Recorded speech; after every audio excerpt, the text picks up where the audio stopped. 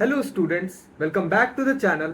I am Karthik. I am a student of first year at IIT Bombay, and in this video I'll be talking to JEE 2025 students. Their class 12th has started, and I'll guide you how to prepare for JEE in class 12th.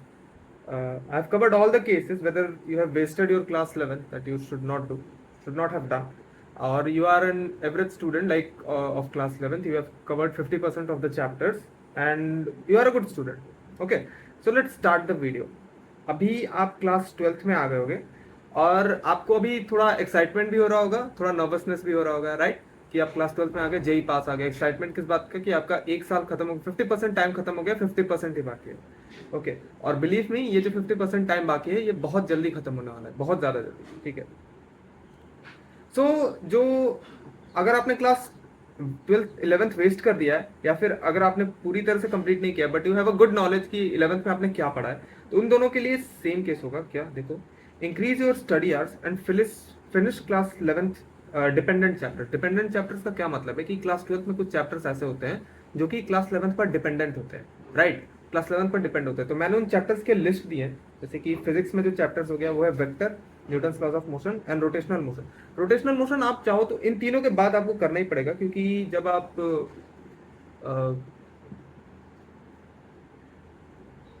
आप charges and fields में आगे जाओगे, जब आप magnetics में आगे जाओगे, तो वहाँ पे कई सारे डिस्क के क्वेश्चंस होंगे, रिंग के क्वेश्चंस होंगे, तो आपको सॉल्व करने के लिए आपको रोटेशनल मोशन की नॉलेज होना जरूरी है। केमिस्ट्री में mole concept, chemical bonding, periodic table, GOC, hydrocarbon and block chemistry में जो हाइड्रोजन और एस ब्लॉक है वो भी जरूरी है। मैथमेटिक्स में functions and ITF, inverse trigonometric functions, inequality, quadratic equation, limits and derivatives, set theory, permutation, combination. आप इन चैप्टर्स को इसी सीक्वेंस में करो जिस सीक्वेंस में मैंने लिखा है, और आगे बताऊंगा पढ़ना कैसे। ओके, और ये जो आपको है, ये आपको 1 महीने या फिर 1.5 मंथ्स के अराउंड आपको कवर कर लेना है इसको। ठीक है, 1 या फिर 1.5 मंथ्स के अराउंड कवर कर लेना है। सब कुछ बताऊंगा डिटेल में करना कैसे। ओके, टाइम मैनेजमेंट की बात करते हैं। बच्चों, मैं हमेशा बोलता आया हूँ कि आपको दिन में 8 घंटे की सेल्फ स्टडी करनी होती है। 8 घंटे की, apart from coaching, apart from school. 8 घंटे आप कैसे निकालोगे? देखो, कोचिंग जाना कभी बंद मत करना। मतलब अगर आप किसी चीज पे डिपेंड हो, जो आप जेई प्रिपरेशन जहां से करो, लेट्स से कि आप ऑनलाइन कोचिंग पर डिपेंड हो या फिर आप एक ऑफलाइन कोचिंग पर डिपेंड हो। जैसे मैं स्कूल पर डिपेंडेंट नहीं था, तो स्कूल ने मुझे थोड़ा सा फ्रीडम दिया था क्योंकि मेरे मार्क्स अच्छे आते थे। तो मैं हफ्ते में 2-3 दिन ही स्कूल जाता था, बट टीचर्स को पता था कि ये घर पे पढ़ रहा है। ओके, तो वो मुझे फ्रीडम दे देते थे। तो आपको भी टाइम निकालना है और आपको 8 घंटे की सेल्फ स्टडी करनी है। सेल्फ स्टडी में आप केवल क्वेश्चन सॉल्विंग एंड रिवीजन करोगे और एनसीईआरटी रीड करोगे। इस चीज को मैं सेल्फ स्टडी बोलता हूँ। आप नोट्स बना रहे हो, कोई सेल्फ स्टडी नहीं है। आप जब कुछ सीख रहे हो, मतलब नोट्स बना रहे हो ना, नोट्स लिख रहे हो कॉपी में या फिर लेक्चर देख करके नोट बना रहे हो, उसको पढ़ाई मत कहना यार कभी, क्योंकि वो नहीं होती है। आप जब कोई क्वेश्चन सॉल्व कर रहे हो, कुछ बहुत ज्यादा प्रोडक्टिव कर रहे हो, रिवीजन कर रहे हो या फिर एनसीईआरटी सॉल्व कर रहे हो, वही होती है स्टडी, वही होती है। ठीक है, and you have to study for 8 hours for 6 days a week. अभी आपको ये लग रहा होगा कि ये बहुत ज्यादा है, बट आप ह्यूमन का जो बॉडी है ना, उसको ग्रेजुअल चेंजेस पसंद है। जैसे कि अभी आप दिन में 3 घंटे पढ़ते हो, तो आप आधे घंटे और इंक्रीज करो। नेक्स्ट डे 3.5 आवर्स, फिर नेक्स्ट डे 4, नेक्स्ट डे 4.5, फिर नेक्स्ट डे 5, ऐसे इंक्रीज करो, राइट? अब्रप्ट चेंज बॉडी को बहुत ज्यादा पसंद नहीं होता है, याद रखना है। अब क्या होगा ना कि मैं जब बोला ना 8 घंटे आप पढ़ोगे, तो 8 घंटे में से ना आप 5 से 6 घंटे ही पढ़ पाओगे। कौन कौन इस बात को रिलेट कर पा रहा है ना, वो मेरे को कमेंट करके बताओ। ठीक है, अगर आपने 8 घंटे का टारगेट बनाया तो आप 5 से 6 घंटे पढ़ोगे, राइट? तो उसके लिए मैंने बेस्ट तरीका पता है क्या निकाला था? मैंने एक टाइमर लिया था, उसमें 8 घंटे की टाइम सेट कर दिया था, और मैं जब तक वो टाइमर खत्म नहीं हो जाता था तब तक मैं पढ़ता रहता था। और जब तक ये मेरी हैबिट नहीं बन गई तब तक मैंने इस टाइमर वाले मेथड को कम नहीं किया। तभी मैं कुछ और सोचता, या फिर टेबल पर से उठ करके कुछ खाने चला जाता, या फिर कुछ भी, मतलब पढ़ने के अलावा अगर कोई और काम कर रहा होता तो मैं टाइमर को स्टॉप कर देता था। तो आप खुद ही देखकर हैरान हो जाओगे कि अगर आप 8 घंटे बैठते हो तो आप 4 घंटे पढ़ते हो। ठीक है, और 8 घंटे अगर मैंने बोला पढ़ने का, इसमें से आप 5 दोगे करंट, आपके जो अभी चल रहा है, करंट जो अभी सिलेबस चल रहा है। अभी आप क्लास 11th को तैयार करने में क्लास 12th वेस्ट नहीं करोगे। ठीक है, क्लास 12th का बैकलॉग आपको नहीं होना चाहिए अभी। और 3 घंटे दोगे क्लास 11th के चैप्टर्स को, और हर दिन एक चैप्टर उठाओगे, उसको 2 से 3 दिन में कंप्लीट करोगे। लेट्स से कि आपने केमिकल बॉन्डिंग चैप्टर उठाया, ठीक है, और आपको उसके पास कुछ तो होंगे, नोट्स होंगे, एनसीईआरटी होगी, या फिर आप यूट्यूब रेफर कर सकते हो। आपको चैप्टर कंप्लीट करना है, एनी हाउ आपको कंप्लीट करना है प्रॉपर, अच्छे खासे शॉर्ट नोट्स बना करके। ठीक है, और क्लास 12th में चले गए ना, 2 बातें बहुत इंपॉर्टेंट बोलना चाहूंगा। चैप्टर खत्म होने के बाद उसका एक माइंड मैप बनाना, हमें याद रखने हैं, माइंड मैप बनाना और उसका एक शॉर्ट नोट बनाना। शॉर्ट नोट ठीक है चलेगा, लेकिन माइंड मैप जरूर बनाना, ठीक है। शॉर्ट नोट अगर नहीं बनाना तो नोट्स में अपने हाईलाइट करते रहा करो, माइंड मैप जरूर बनाना। सेकंड क्या, कि जो आपके बहुत अच्छे क्वेश्चंस होंगे, जो आपको लग रहा होगा इस क्वेश्चन ने आपको बहुत कुछ सिखाया है, तो आप उस क्वेश्चन को स्टार मार्क करके जरूर रखोगे, वो आपकी एंड में बहुत हेल्प करेगा, ठीक है। अब मटेरियल्स की बात करते हैं कि आपको क्या क्या करना है, ठीक है। क्लास 12th के लिए अगर आपके पास कोचिंग मटेरियल है तो वेल एंड गुड, यही बेस्ट होती है। मतलब कोचिंग मटेरियल डिजाइन इस तरह से किया जाता है कि वो आपको रैंक लाने में बहुत हेल्प करता है। Okay, if you don't have then check the books in the description. मैंने डिस्क्रिप्शन में अच्छी खासी किताबें दे दी हैं, जैसे कि सिंगेज की आपने देखी होगी सीरीज आती है 6 सीरीज की, मैंने वो नहीं डाला। मैंने पर पर सब्जेक्ट 2 बुक्स डाले, पर सब्जेक्ट 2 बुक्स डाले, और आपको बिलीव में आपको उसके अलावा कुछ नहीं चाहिए लाइफ में। आपको बस प्रीवियस ईयर क्वेश्चन चाहिए, वो बुक्स चाहिए और कुछ मॉक टेस्ट चाहिए, आप उसको सॉल्व करो। उसी बुक को 3 से 4 बार सॉल्व करो, वो ज्यादा बेटर होता है एज कंपेयर टू कि आप 4-5 बुक की ओर भाग रहे हो, राइट। ये याद रखना हमेशा। अब कुछ बात कर लेते हैं मस्ट हैव। आपके पास अभी टाइम है अच्छा खासा, तो आपके पास ये होना चाहिए। फिजिक्स के लिए आपके पास एचसी वर्मा होना चाहिए, और आप चाहो तो इरोडो भी रख सकते हो, इरोडोप भी रख सकते हो। मैं सजेस्ट नहीं करूंगा अभी इरोडोप रखने को, बट आप चाहो तो रख सकते हो, और आपको टाइम नहीं मिलेगा अभी उतना सॉल्व करने का, ओके। तो आप चाहो तो रख सकते हो, नहीं तो आप इसके भी कर सकते हो, लेकिन एचसी वर्मा मस्ट है। अगर आपने फिजिक्स में कोई भी चैप्टर पढ़ा है 11th का, तो आप उससे क्वेश्चंस कहाँ से करोगे, एचसी वर्मा से करोगे, और या फिर जो मैंने बुक बताया है उससे करोगे, okay. Previous year question must है, ये भी मैं डिस्क्रिप्शन में दे दूंगा। और मेरे को प्रीवियस ईयर क्वेश्चन के लिए ओसवाल ने बुक भेजा है, तो मैं आपको बता दे रहा हूँ। वैसे मैंने चेक किया, ये भी काफी अच्छा है। इसका भी डिस्क्रिप्शन में मैं लिंक दे दूंगा, इसको भी आप चाहो तो खरीद सकते हो। इसमें इन्होंने एनालिसिस और माइंड मैप बना करके दिया है, और चैप्टर्स वगैरह बताया है कि कौन कौन से चैप्टर से क्वेश्चन ज्यादा आ रहे हैं, ओके। ये थी आपको दिखाना था, राइट। अब एनसीईआरटी यार, एनसीईआरटी मस्त है केमिस्ट्री और फिजिक्स के लिए, एनसीईआरटी भी होनी चाहिए आपके पास। सिंगेज जो मैंने आपको डिस्क्रिप्शन में बता दिया है, आप उसको ले सकते हो, सिंगेज बुक को, ठीक है। केमिस्ट्री में बात करें तो एनसीईआरटी कोई नहीं स्किप करेगा, प्रीवियस ईयर क्वेश्चन एंड सिंगेज की। मैथ्स में previous year question and सिंगेज book, NCERT कोई काम की नहीं है जेई में, मैथ्स में, ठीक है।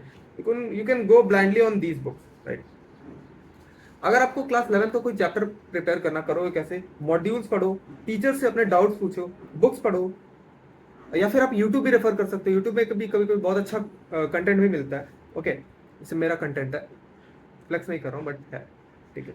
एंड सॉल्व लेवल 1 प्रॉब्लम्स, ठीक है। अगर आप इनिशियली अगर आप 11 के चैप्टर्स प्रिपेयर करो ना, आपका ये एम होना चाहिए कि आप लेवल 1 और लेवल 2 के जो प्रॉब्लम्स है ना, उसको सॉल्व कर पा रहे हो कि नहीं। लेवल 3 छोड़ दो, अभी उसकी जरूरत नहीं है। बट हमारा माइंडसेट अभी क्या होना चाहिए कि हम जितनी जल्दी हो सके सारे चैप्टर्स का एक बेसिक नॉलेज आ जाए, हमारे क्लास 11 के सारे चैप्टर्स का बेसिक नॉलेज आ जाए। अगर आप ऐसे जो मैंने टाइम टेबल बताया उसको फॉलो करते हो, कि आप हर दिन 3 घंटे दे रहे हो जिसमें आप क्लास 11 पढ़ रहे हो, तो आपका क्लास 12th एंड होते होते ना क्लास 11th का सारे जो बेसिक कॉन्सेप्ट है, बेसिक फॉर्मूलेस हैं, और जो कुछ अच्छे लेवल के क्वेश्चन है ना, वो सारे आपके माइंड में आ जाएंगे। आपको पता रहेगा कि इनको सॉल्व कैसे करते हैं, ऑलराइट। तो आपको इसी तरह से प्रोसीड करना है चैप्टर्स को। और एक और चीज बताऊंगा क्या, कि बाय अ टेस्ट सीरीज, और से टू सर, मतलब कि आपके पास एक अच्छी टेस्ट सीरीज होनी चाहिए। अगर आपकी कोचिंग प्रोवाइड नहीं कराती तो अपने सर को रिक्वेस्ट करो कि सर हमारा एक मंथली टेस्ट जरूर लिया करो। जैसे कि हम लोगों ने अपने सर को रिक्वेस्ट किया था कि हमें जो भी चैप्टर्स पढ़ाए जाते हैं इस वीक में, उसका आप एक टेस्ट ले लीजिए एंड में। तो वो सर ने लाया था हमारे बैच के लिए, और वो काफी हेल्पफुल था, बहुत कुछ सीखने को मिलता है। मतलब आपकी जो कंसिस्टेंसी है वो कभी ब्रेक नहीं होती है, तो आप पढ़ते रहते हो, और काफी मजा भी आता था जेई में पढ़ने में, ओके। अच्छा, और एक और बात बताता हूँ, जैसे कि मोस्टली बच्चे आजकल ऑनलाइन ही प्रिपेयर करते हो, टेस्ट भी ऑनलाइन देते हैं ना, तो आपके पास एक टैब और स्टाइलस जरूर होना चाहिए। अच्छा, मैं नॉर्मल टैब लेने को नहीं बोलूंगा, टैब और ये जो स्टाइलस होते हैं ना, ये बहुत जरूरी है। लाइक अभी मैं टैब पर ही बता रहा हूँ सब कुछ, टैब और ये स्टाइलस होना ना बहुत जरूरी है। और ये आपके कॉलेज में भी काफी हेल्प करेगा। बाद में भी मैं लैपटॉप से वीडियो लेकर आऊंगा, आपके सीनियर्स के लिए होगा, बट वो आपके कॉलेज में भी काफी हेल्प करूंगा। डिस्क्रिप्शन में मैंने लिंक दिया है कुछ, मैं 2 कंपनी से बहुत अच्छा बिलीव करता हूँ, सैमसंग के जो टैब्स हैं और आईपैड्स हैं, उनके मैंने लिंक दे दिया, आप जा करके चेक कर लेना। सैमसंग का आप एस लो तो बड़ा है, बढ़िया है, और आईपैड का आप 10th जनरेशन या फिर उससे 10th जनरेशन तक लो तो वो ज़्यादा अच्छा होता है। और टैब के साथ स्टाइलस भी बहुत ज़रूरी है। Star mark the good question, जैसे बताया मैंने। और हाँ, never compromise the class 11 chapters for class 12 chapter for class 11 chapter. जैसे मैंने पहले ही बताया कि आपको क्लास 11th के चैप्टर्स को प्रिपेयर करने के लिए क्लास 12th के चैप्टर्स को कॉम्प्रोमाइज नहीं करना है, करंट पर ज़्यादा फोकस होगा। कभी कभी आपको लगेगा कि यार क्लास 11th 12th का चैप्टर ज़्यादा टाइम ले रहा है, मेरा 3 घंटा बच नहीं रहा, तो ठीक है आप क्लास 12th को टाइम दो, क्लास 11th का भी हम थोड़ा और देख लेंगे, ठीक है, लेकिन क्लास 12th को अभी प्रायोरिटी पर ही रखो। ओके, और जो अच्छे बच्चे हैं, मतलब जिन्होंने काफ़ी अच्छा प्रिपेयर कर रखा है क्लास 11th, उनको यार उनको बस रिविजन की ज़रूरत होती है, और वो मतलब प्रिपेयर्ड है, उनको बस रिविजन की जरूरत होगी क्लास 11th की रिविजन की। तो आप कोशिश करो कि आप हर दिन 2 घंटे 1 घंटे निकालो जिसमें आप क्लास 11th का जो चैप्टर्स है उनकी थ्योरी आधे घंटे में निपटा करके क्वेश्चन सॉल्व करने पे ज्यादा ध्यान देना, क्वेश्चन सॉल्व करने पे ज्यादा ध्यान देना, थ्योरी निपटा करके, थ्योरी खत्म करके। अगर आपकी थ्योरी वीक है तो then you can give time to theory. और जहां तक मेरा बिलीफ है कि अगर आपकी थ्योरी वीक है ना, तो आप थ्योरी को बहुत अच्छा खासा टाइम दो, उससे आपका माइंड काफी डेवलप होता है, कॉन्सेप्चुअल क्लैरिटी काफी इंक्रीज होती है, right. Star mark the good question, आपको भी यही बोलेगा। और एडवांस के पीवाईक्यूज आप सॉल्व करते रहना, और एडवांस के बुक्स मैंने कुछ डिस्क्रिप्शन में दे दिया, आप जाकर के इनको देख सकते हो, इनको खरीद करके आप इनको सॉल्व कर सकते हो। और हमेशा याद रखो बच्चों, कंसिस्टेंसी इज द की।